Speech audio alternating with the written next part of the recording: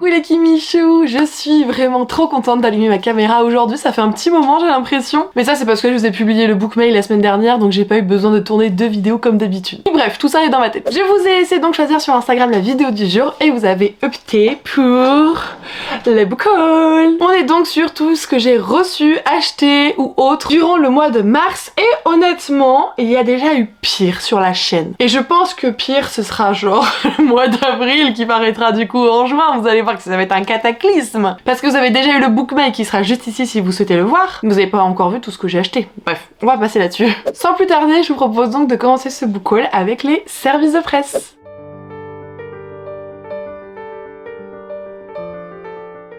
Comme il n'arrête pas de menacer de tomber, je vais le prendre tout de suite. C'est un service de presse à Sukinet. Il s'agit donc de Oli Petit Loup de Rhiannon Fielding et Chris Chatterton aux éditions Grund. Je demande très souvent cette collection à la maison d'édition lorsqu'ils me font parvenir leur catalogue parce qu'en effet Gabriella les adore. Et en ce moment elle est vraiment dans cette phase du loup, donc on peut pas tourner une page sans qu'elle fasse des aouh aouh. C'est trop mignon. Par exemple elle a aussi Oli Petit Dragon, mais je vous avoue que celui-ci elle l'a depuis toute petite, donc malheureusement il est plus trop en état pour pouvoir lui raconter l'histoire. Mais vraiment ça fait partie de ces livres du moment. Et d'ailleurs je pense vous instaurer sur Instagram un post peut-être de manière mensuelle où vous aurez les lectures de Suki. Que ce soit ses services de presse Madame Bonjour, elle a même pas 2 ans qu'elle a DSP, ou les livres d'occasion, ou les livres qu'on lui achète, enfin bref vraiment c'est petit livre favori du mois. J'ai conscience qu'il n'y a pas forcément que des parents dans la communauté, mais en somme on a tous des proches, que ce soit de la famille, des amis qui ont des enfants, et je pense que ça peut être justement l'occasion peut-être de dénicher 2-3 petites pépites à offrir. De la part des éditions Corrigan, j'ai reçu quand même 2 beautés si ce n'est plus, il faut que je vérifie dans mon chariot, mais notamment il y a eu celle-ci, à savoir le Sanctuaire de l'ombre de Aurora Asher. Évidemment j'ai eu la chance de le recevoir dans son édition collector. Voici donc la magnifique couverture, le dos, le cucu, évidemment le jaspage qui est trop beau, et en dessous il se présente comme ceci. Il est plutôt bleu marine avec pas mal d'éléments faisant donc penser au cirque, parce qu'en effet dans cet univers le cirque a une importance. Il permet notamment à Aro de se cacher et de cacher ses pouvoirs après que sa famille a été tuée à cause de ceci. Et tout va basculer le jour où un homme va se présenter au cirque, un homme sans souvenir, sans secret, il ne sait même plus son nom, mais il est terrible, il a des pouvoirs incroyables et même mortels, et elle va être attirée par lui mais puissance 1000, même si elle sait pertinemment qu'elle devrait rester loin de lui. D'autant plus lorsque les ennemis, donc les personnes qui ont tué sa famille, sont donc en marche, ils l'ont retrouvé, et il faut savoir que lui, il peut être du coup la meilleure arme contre elle. J'avoue que ça fait un petit moment que j'ai pas lu de Corrigan et ça me peine assez parce que c'est des lectures que j'adore, que j'en ai beaucoup dans mes SP. C'est vrai qu'en ce moment comme j'ai beaucoup de collabs, c'est les lectures qui priment, mais dans tous les cas c'est des livres qui me tentent toujours énormément, c'est pour ça que je les demande, mais j'aimerais bien prendre le temps de la lire un petit peu plus. Je vous disais donc deuxième bébé. Pour celui-là j'ai lu le 1, il était incroyablissime. Il s'agit de la saga The Night and Its Moon écrit par Piper CG, donc comme je vous ai dit toujours aux éditions Corrigan. Et c'est toujours une beauté, regardez-moi ce jaspage, ça fait tellement penser genre à la pomme d'Adam et tout, j'adore. En deçà évidemment qui sont toujours aussi magnifiques, les objets livres, la qualité de la doge jaquette etc, réversible, c'est sublime. Quelques petites informations sur le premier tome, bien que si vous voulez en savoir vraiment davantage, vous avez une vidéo qui est dédiée à mon avis sur le tome 1 juste ici. Mais on est sur une fantasy sous couvert d'une romance FF avec le destin de 2 jeunes femmes qui si au tout début sont rassemblées, elles vont donc être très vite séparées et le but de chacune est d'évoluer là où elles sont, d'essayer de s'en sortir pour effectivement se retrouver. Vraiment je l'avais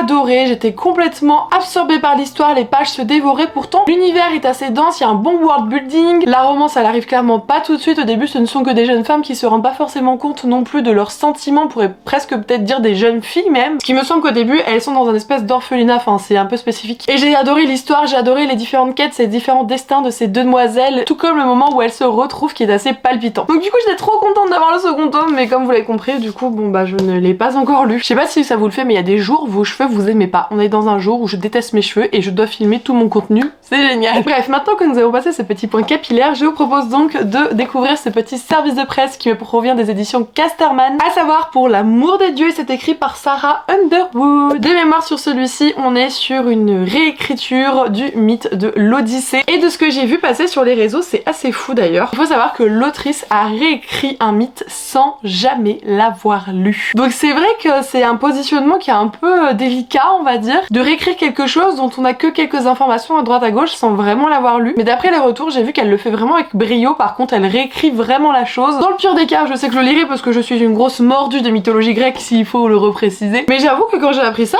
j'étais un petit peu sur le cucu. Voilà, un petit peu pointoise. Des éditions Calix, qui est donc un tout nouveau label regroupant les éditions Pygmalion, mais également les éditions J'ai lu. J'ai reçu leur toute première parution, à savoir The Curse of Saints. C'est écrit par Kate Dramis, et ici j'ai donc la version brochée. Il y a les versions collector qui existent également. C'est la maison d'édition qui m'a fait parvenir. Pourtant, je ne fais pas du tout partie de leur fameux coven. En fait, ce sont des influenceurs et influenceuses qui ont vraiment des kits presse et des organisations de soirées, quelque chose d'assez conséquent. Pour autant, j'ai reçu un petit mail il y a quelques jours me proposant de faire partie de ce coven désormais, donc je suis assez contente et fière de vous le dire dans cette vidéo. Et là, on touche beaucoup plus à de la fantasy comme on connaît, avec des quêtes, du faux semblant, du pouvoir. Puisqu'en effet, on suit Aya, qui est une espionne imminente du royaume et qui utilise ses capacités pour protéger celui-ci. Ses dons donc qui lui viennent des dieux. Son serment lui oblige à toujours protéger les personnes avec qui elle se bat, donc ceux à ses côtés, même s'il s'agit de Will, son pire ennemi, alias l'exécuteur du royaume. Dans la mesure où ils sont obligés de travailler ensemble, ils vont essayer de mettre en place une petite trêve pour faire les choses correctement. Mais lorsque la jeune femme, lorsque Aya libère des pouvoirs mais ancestraux et complètement perdus, ils vont devoir tout faire pour découvrir qu'est-ce que c'est, mais surtout qui elle est donc. Moi ça me va très bien, même si je pense qu'on va être quand même sur une romantécie, parce que je vois bien un truc avec ce fameux ennemi qui n'en est pas un véritable peut-être enemy to friends to lovers, peut-être qu'il y a cette étape de friends au milieu qui se rajoute, je sais pas. Mais c'est vrai qu'il me faisait super envie, et j'avoue que la cover du brochet elle est canon, cette espèce de loup doré là, oh j'adore. De la part des éditions Albin Michel, j'ai reçu la réédition du premier tome de la saga Autre Monde, écrite par Maxime Chatham. En effet, c'est un auteur à succès, mais qui est surtout très connu pour ses nombreux thrillers et polars. Il a écrit qu'une seule saga, qu'une seule qui soit plutôt fantasy dystopique ici, et j'ai toujours entendu des échos absolument terribles sur cette saga. Du coup, quand on m'a proposé de le rencontrer, d'assister à une interview, et donc de pouvoir récupérer cette nouvelle édition, j'ai pas franchement réfléchi, j'ai dit oui. On est vraiment sur une dystopie où d'un coup vous avez une espèce d'énorme brume qui arrive, et lorsque celle-ci s'enlève, on se rend compte que tous les adultes ont disparu. Et à leur réveil, désormais, la ville et le monde est peuplé de créatures fantastiques, mais également de créatures monstrueuses, et on va donc suivre deux amis qui se réveillent au cœur de cette ville. Dystopie, donc moi ça me va très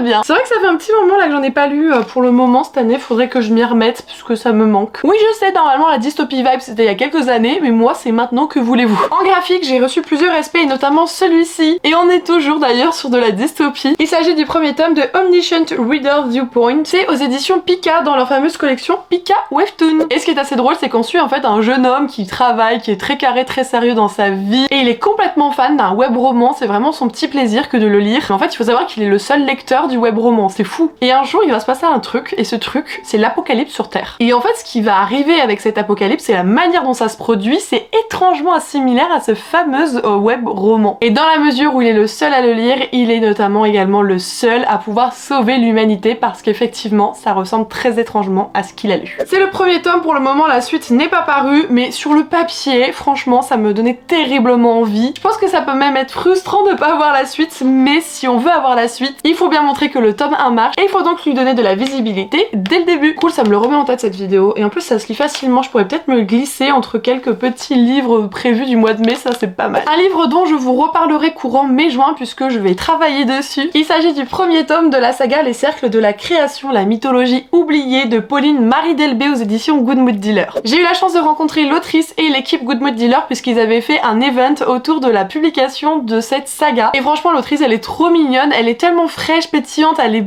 pleine d'énergie, etc. C'était vraiment un plaisir de la rencontrer, et ses compliments ils sont vraiment à répercuter sur la team pour le coup. Et j'avais passé un excellent moment durant cette soirée, et j'avais eu terriblement envie de le lire suite à quelques petites informations qu'on a eues. Notamment aussi, on serait vraiment sur un gros mélange de tout ce qui concerne un petit peu le Da Vinci Code, voire moi je l'imagine comme ça, Benjamin Gate, avec apparemment un petit côté Indiana Jones. Donc sur le papier, vraiment, waouh, ça a l'air d'être un super ovni, mais on est sur des films que j'adore, donc ça peut vraiment me plaire. J'ai juste lu le premier chapitre avant donc de signer notamment mon devis avec la maison d'édition, et je vous avoue que j'ai déjà hâte de le lire et de vous faire le contenu autour. Et d'ailleurs ça doit être un sacré gros contenu puisque, petit teasing, il s'agit d'un book trailer, donc j'espère que je serai à la hauteur. Supplément dédicace donc puisque je l'ai rencontrée et elle est trop mignonne, elle nous demande toujours un de nos rêves afin de l'écrire sur le livre pour que la prochaine fois qu'on le voit, on lui dise si oui ou non on l'a réalisé. Également lors d'un événement organisé organisé conjointement entre les éditions Nathan et Pocket Jeunesse. J'ai pu récupérer ces deux Betsy. Les deux sont donc de Karen M. McManus. Vous avez du coup le dernier tome de la saga Qui ment, à savoir Qui tue, mais également un autre livre qui n'a rien à voir avec la saga qui se nomme Se taire ou mourir. En effet, l'autrice est venue en France et les maisons d'édition ont organisé une interview. Alors c'est dommage parce que moi je les avais pas lues à ce moment-là, donc j'avais pas forcément toutes les références, mais c'était vraiment très intéressant. Et ça c'est donc les deux livres qu'ils nous ont donnés avant de repartir. J'ai le premier tome de Qui ment dans ma pile à lire, je l'ai pas encore lu, je sais qu'il y a l'adaptation cinématographique faite par Netflix, mais avant d'y aller j'aimerais bien justement pouvoir découvrir la saga. Celui-ci me fait d'ailleurs assez envie parce que l'autrice nous a expliqué que ça a été le plus dur pour elle en termes d'écriture. Elle était un petit peu coincée dans la mesure où elle avait signé un contrat avec la maison d'édition l'obligeant à faire tant d'écrits, mais je sais plus en combien de temps, et du coup celui-ci entre guillemets elle a dû se forcer à le faire, et pourtant c'est celui-là dont elle est le plus fière, donc je vous avoue que ça m'intrigue énormément. Si vous ne connaissez pas Karen M. McManus, c'est vraiment la queen du thriller young adult. À nouveau, petite pause graphique, je vous propose donc de jeter un coup d'œil à Father, I Don't Want This Marriage, donc toujours aux éditions Pika collection Webtoon, et on est sur ce genre de trope où notre héroïne va mourir dans notre monde et va se réveiller incarnée dans un personnage de l'un de ses livres préférés. Malheureusement, la personne en qui elle va se réincarner justement c'est une méchante qui voit mourir et elle est pas d'accord avec ça, du coup elle veut complètement réécrire l'histoire. Donc entre ça et son ex dans l'histoire qui a une rancune tenace, etc., autant vous dire qu'elle va avoir pas mal de bâtons dans les roues pour pouvoir s'en sortir. En ce moment en fait j'ai super envie d'en lire, du coup quand j'ai l'opportunité d'en avoir, franchement je vais être honnête, hein, je crache pas dessus, je les prends au contraire du moment qui me font envie, et pourtant je me rends compte que je prends pas du tout le temps d'en lire et c'est bien dommage, il va falloir que je trouve un moyen de remédier à cela, surtout que celui-ci j'ai déjà tourné le réel pour justement vous faire une chronique sur Insta, donc il faudrait peut-être que je le lise maintenant. De la part des éditions Lumen, j'ai reçu une beauté.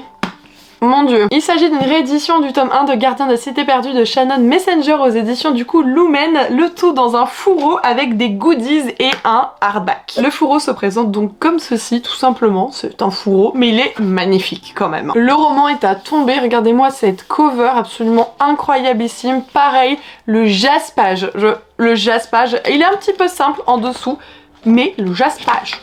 Voilà. Pareil, je vous montre les end pages, elles sont incroyables. Supplément livre annoté juste ici dans les marges du texte, franchement ça me donne tellement envie de le relire. Mais également illustration. Le tout s'accompagne donc d'une petite pochette à goodies. Vous avez notamment énormément d'illustrations, absolument toutes plus belles les unes que les autres. Je vous remonte que rapidement ce que je vous ai déjà montré sur la chaîne du coup, mais vous avez un petit pins signe. Vous avez également deux petits bracelets avec des petites pièces en bois et également des cartes personnages. Alors il y en a certaines à l'envers, certaines à l'endroit. En fait non, il n'y avait qu'une à l'envers, donc j'ai juste changé de place celle-ci. Et vraiment vous avez tout plein de cartes de personnages avec à l'arrière leur pouvoir connu, leur résidence, leur parents proches, etc. Enfin, elles sont trop belles. Je ne sais pas si vous connaissez cette saga, j'espère que oui. On est sur une saga jeunesse qui part notamment de quelque chose de fantastique dans le premier tome, dans la mesure où on suit Sophie, une jeune demoiselle qui vit dans le monde des humains comme vous et moi. Simplement, elle se rend compte assez facilement qu'elle est différente, elle a certaines facultés que n'ont pas les autres enfants. Et en fait, on va très vite se rendre compte, puisque notamment des personnes de son monde vont venir la récupérer, lui expliquant un petit peu qui elle est, tout du moins en grande ligne, parce qu'il y a un gros suspense et un gros mystère là-dessus. Elle va retourner dans ce fameux monde où il y a différents types de créatures fantastiques et elle va aller à l'école pour essayer justement d'apprendre tout ça, d'avoir une vie un peu normale, celle qu'elle aurait dû toujours avoir si elle n'avait pas atterri on ne sait comment dans le royaume des humains. Je n'ai lu que les deux premiers tomes à l'heure actuelle, mais vraiment c'est une saga jeunesse que j'aime énormément. Je devrais vraiment continuer et pour le coup que je garderai sûr pour ma fille. Alors non, elle n'aura pas ça ma fille, mais pourra lire les brochets ou je lui prendrai les poches s'il faut. En service de presse, j'ai également reçu la duologie de Aurélie Wallenstein intitulée L'épée, la famine et la peste, publiée aux éditions Pocket. Ce sont mes tout premiers services de presse de la maison d'édition et l'autrice je l'ai découvert notamment avec un autre titre qui a été publié aux éditions Scrinéo comme tous ces brochets. En l'occurrence ici c'est le Désert des couleurs qui était un roman que j'ai vraiment apprécié, très original avec un côté un petit peu poétique tout en mettant en lumière un côté environnemental très présent sans que ce soit quelque chose qui soit très moralisateur et ça j'avais beaucoup apprécié, c'était très bien mené. Là on est plutôt sur de la dark fantasy, je préfère vous le dire, et même si on m'a dit que pour certaines personnes qui sont arachnophobes ça n'a pas gêné la lecture, sachez qu'il y a beaucoup d'araignées dans cet univers et qu'elles sont méchantes et qu'elles sont énormes et qu'elles posent des soucis. Donc bref, je préfère vous le dire quand même. J'aimerais beaucoup la dévorer et je sais pas quand est-ce que j'en aurai l'occasion, peut-être cet été. Et oui, quand il fait beau et qu'il y a du soleil, moi je lis des trucs absolument dégueulasses, mais ce n'est pas grave. Et pour terminer avec les services de presse, j'ai reçu ce webtoon, à savoir le tome 2 de Mon vœu le plus sincère, écrit par Kiri aux éditions Cotoon. C'était accompagné de cette illustration, voilà, qui est magnifique et qui est donc signée notamment ici par l'illustratrice. Alors en fait non, là c'est écrit et là c'est signé. Mais vous avez était mignon, vous m'avez dit oui oui Kimi, on te croit, ne t'en fais pas. Alors j'avoue ne pas avoir encore commencé cette saga de webtoon qui se veut je pense assez rafraîchissante et assez humoristique, avec une demoiselle qui va tomber sur un génie, en conséquence de quoi elle a donc droit à un certain nombre de vœux. Et je vais pas regarder le résumé ici puisque c'est un tome 2, mais je ne sais plus si c'est quelque chose où elle ne va pas vouloir utiliser tous ses vœux ou elle va l'utiliser pour aider le génie, enfin bref il y a un truc comme ça qui fait que les deux vont rester ensemble un certain moment. Vous avez demandé déjà quelques petits retours sur cette saga et vous êtes nombreux à m'avoir dit que c'était vraiment génial, donc ça m'avait notamment beaucoup hypé. C'est pourquoi j'étais super heureuse quand j'ai vu que la maison d'édition m'a fait parvenir déjà à la suite. Je remercie de tout cœur les maisons d'édition pour leur confiance. Comme toujours j'ai reçu énormément de titres qui ont l'air absolument génialissimes. Je reconnais avoir énormément de chance et j'estime complètement cela, donc merci à eux de me faire confiance. Je vous propose donc de passer, et ben vous savez quoi, aux achats parce que ça va aller extrêmement vite du coup.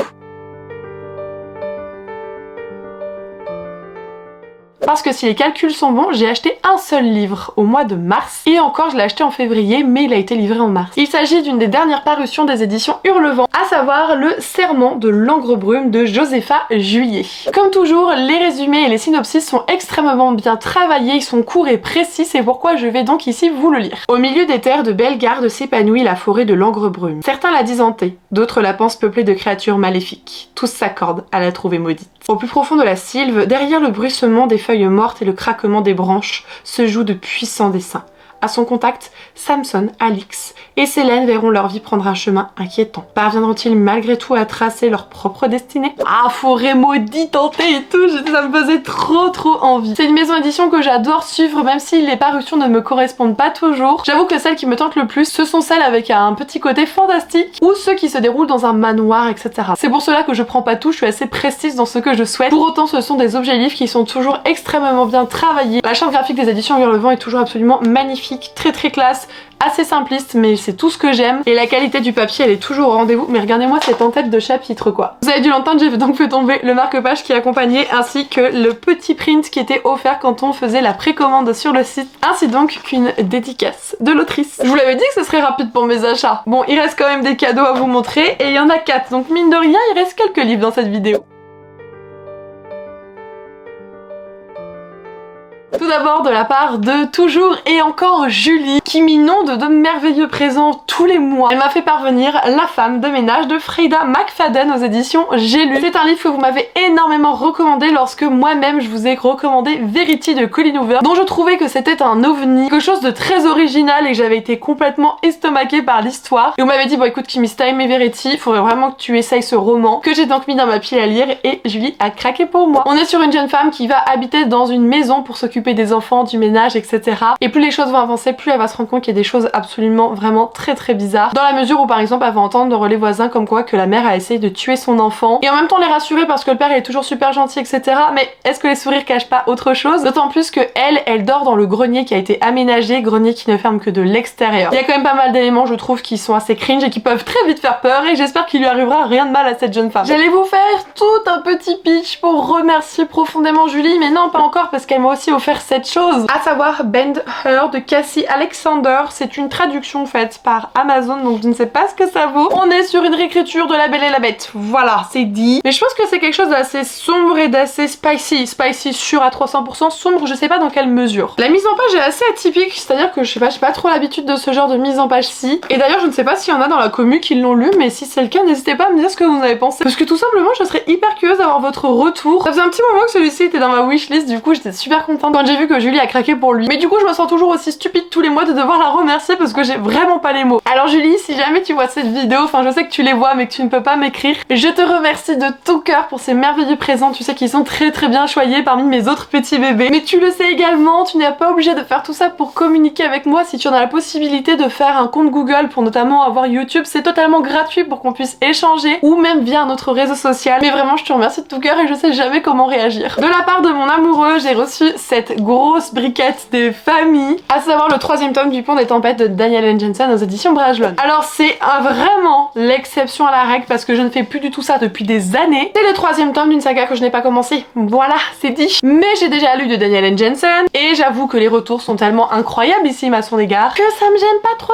En fait, monsieur voulait m'offrir un livre et du coup j'en ai mis plusieurs sur une liste pour vraiment qu'il puisse cibler, que j'ai une petite surprise. Et il a décidé de prendre celui-ci. Il m'a dit il est super beau, il est gros et il coûte cher, comme ça tu seras tranquille. Vu comme ça, j'ai pas les arguments moi. Et pour terminer cette vidéo, Lucille m'a fait parvenir un petit bébé auto-édité, à savoir Oniri, le dernier onirigraphe écrit par Julie Müller-Volb. Je sais pas si vous allez vous rendre compte sur la cover, mais j'adore. En fait, on est dans la tête d'un personnage et on voit un peu son monde de rêve. Je trouve ça absolument merveilleux parce qu'en effet, le fameux monde des rêves dans lequel la protagoniste plonge parmi d'autres personnes s'appelle notamment l'Oniri. Ce n'est d'ailleurs pas le monde des rêves, c'est plutôt une autre réalité et c'est là qu'est toute la subtilité. Malheureusement, afin de sauver son grand-père, elle a dû franchir une limite dont elle ignorait tout et maintenant elle doit faire face à ces fameuses répercussions. Elle va devoir remettre en question tout ce qu'elle a de plus cher, tout ce qu'elle avait acquis jusqu'à présent et affronter les monstres qu'elle a réveillés, mais est-ce qu'il n'est pas trop tard déjà? D'ailleurs, Lucille, en voyant ce titre dans ma wishlist, elle me l'a offert, mais elle se l'est pris aussi et elle l'a lu depuis et elle a adoré. Voilà.